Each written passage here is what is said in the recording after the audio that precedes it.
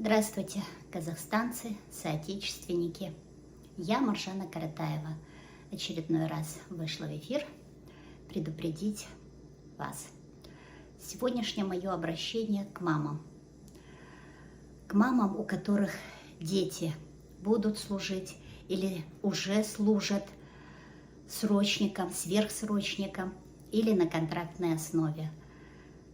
Пожалуйста, мамы, возьмите у вашего ребенка письмо или доверенность о том, что ваш ребенок, фамилия, имя, отчество, место расположения части, где он служит и на какой позиции он служит. И он также должен указать в этом письме, что в ближайшее время никаких изменений в служебной деятельности не планирует.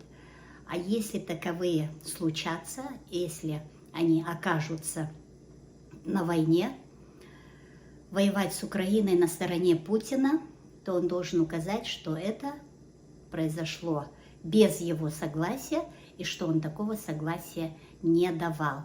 Ну, смысл такой: пожалуйста, проконсультируйтесь с юристами и обязательно заверьте это письмо нотариально. Это письмо хоть какой-то будет гарант того, что ваш ребенок не пошел на эту войну добровольно, и что вы отдали своего здорового ребенка и хотите дождаться его таковым. Дорогие казахстанцы, объединяйтесь, будьте вместе и не поддавайтесь никакой провокации, не допускайте межнациональной розни.